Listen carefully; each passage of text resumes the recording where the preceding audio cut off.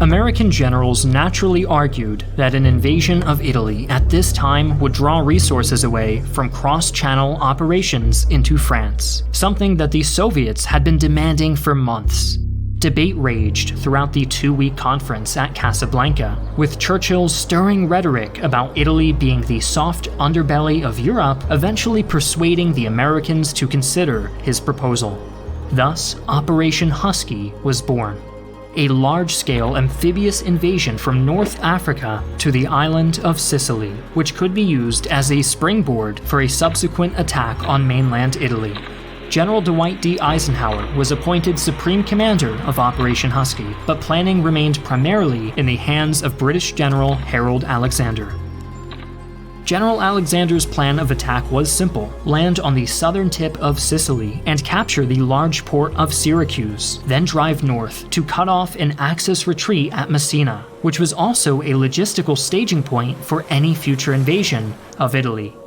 The British would take center stage in the assault, with the American forces operating in a supporting role, something they weren't particularly happy about.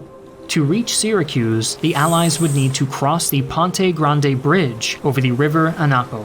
But given its strategic importance, the Italians undoubtedly prepared to destroy the bridge at first sign of invasion. Left with no other options, General Alexander authorized a risky airborne operation to capture the bridge ahead of the main invasion.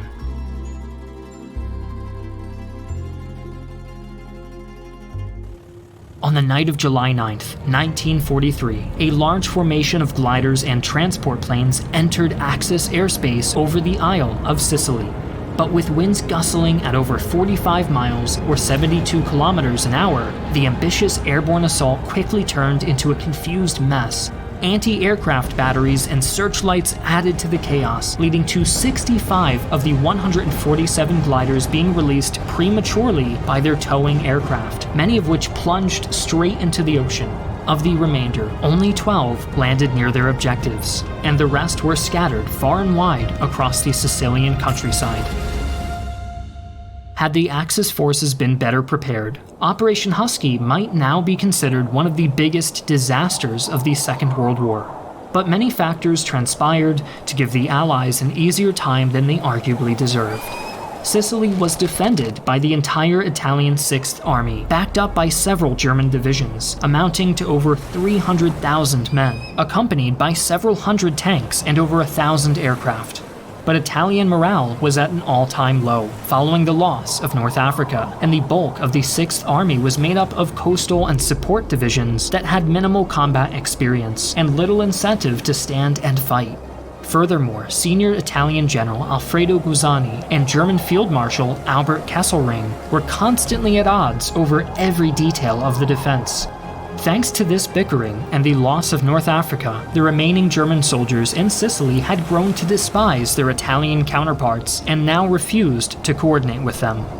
The tentative nature of the Axis hold on Sicily was plainly illustrated when a ragged group of 50 British paratroopers made their way to Ponte Grande Bridge after scrounging up a meager handful of supplies.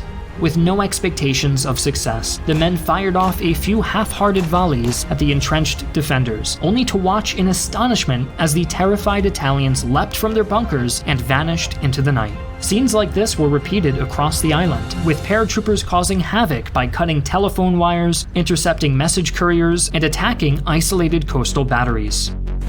As the next day dawned, a fleet of transport ships made a daring rush through high seas towards the Sicilian coastline. Lining their decks were the men of the U.S. 7th Army under George Patton and the British 8th Army under Bernard Montgomery. Once again, the treacherous winds and natural obstacles such as offshore sandbars were as dangerous as enemy fire, with several landing ships running aground or finding themselves blown helplessly off course.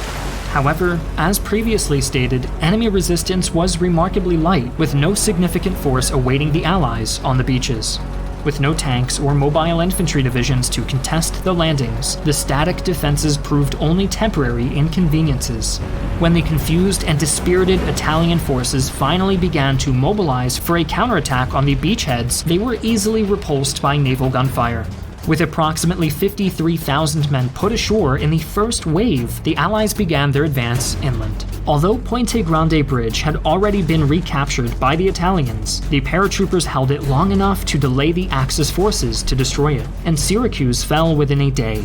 By the 12th, much of southern Sicily was in Allied hands. The Luftwaffe was being suppressed by strategic bombing raids, and many Allied officers were already preparing to celebrate a swift victory. But then, disaster almost struck when the British attempted a second major airborne operation to capture a bridge over the river Cemento, which blocked their northern advance towards the city of Catania. While the initial attack was successful, the bridge was deep behind enemy lines, and the isolated paratroopers had to hold out for 3 whole days before ground units could relieve them. Even after the bridge was secured, fierce Italian resistance stalled the advance into the northern half of the island for another week. Sicily would not be an easy victory after all. With delays mounting, friction developed between the two halves of the invasion force. The American 7th Army had been intended to provide support from the flanks, but was otherwise expected to hang back while the British 8th Army did most of the fighting. To say this situation was not to General Patton's liking would be a vast understatement, so he began badgering General Alexander for permission to break out to the western side of the island. Unable to endure Patton's pestering, Alexander reluctantly mumbled that Patton could conduct a limited reconnaissance mission. Naturally, Patton interpreted this as permission to charge the entire 7th Army west at breakneck speed, leaving Montgomery to continue trudging north in the face of increasingly stiff enemy resistance. While Patton was busy crushing the remnants of the Italian army stationed in western Sicily, Field Marshal Kesselring was preparing his final defensive line in the mountainous terrain south of Messina. This was known as the Etna Line, as it included the giant volcano Mount Etna as one of its key defensive components. Both sides knew that whoever controlled the mountain slopes could decide the course of the battle, and fighting in the area was intense. Montgomery planned to capture the town of Adrano, which linked the two halves of the Etna line together around the base of the volcano. But Adrano was still well behind enemy lines, and to get there the Allies had to battle their way through some of the harshest terrain since the deserts of North Africa. The first major clash on the road to Mount Etna occurred at the town of Centuripe, situated atop a line of extremely steep hills that gave a commanding view of the surrounding countryside and provided a nearly impregnable defensive position for the elite German Fallschirmjäger or paratrooper regiment stationed there. On August 2nd, a heavy artillery barrage managed to destroy or dislodge the defenders from several of their hilltop fortifications, but Centuripe itself remained defiant. Left with no other choice, the men of the British 78th Infantry Division pushed forwards across broken, rocky terrain, constantly being hit by mortar fire and German snipers. Entering the town, the battered infantrymen found themselves confronted by a pair of Panzer IIIs that had been hidden in the narrow streets. With no armored support of their own, the men of the 78th played hide-and-seek with these deadly opponents, finally surrounding and destroying them with Piat anti-tank weapons. Yet even without their tanks, the outnumbered Fallschirmjägers held out for 2 whole days. As the British were sweating up the steep hills around Centuripe, General Patton had finished rolling up the western half of Sicily and was now assaulting the town of Tronia, which was also part of the Etna line. Once again, the extreme terrain made for a difficult advance, with extensive minefields making the unsteady ground even more treacherous. To Patton's great annoyance, his forces were unable to achieve any easy breakthroughs and had to settle into an arduous routine of slowly prying the enemy off their fortified hilltops one by one. The German and Italian forces were not content to simply hold the line either, launching numerous counterattacks that often managed to regain ground and reoccupy old positions. The assault on Tronia lasted until August 6th. And just like Centuripe, the Allies were unable to prevent the Germans from making an orderly withdrawal. That same day, Adrano was occupied by the 78th Division, and just like that, the Etna line was finally broken, and the end of the campaign was in sight. In fact, Axis forces were already in the process of evacuating from Sicily. Kesselring was under no illusions about his chances of holding the island for much longer, and had little reason to stand and fight after the loss of Catania and its airfields on the 5th. Beginning on August 11th, a massive fleet of transport ships assembled at the port of Messina, right at the northern tip of Sicily. With rearguard units delaying the Allied advance, more than 100,000 German and Italian soldiers were able to cross the Straits of Messina and escape into Italy.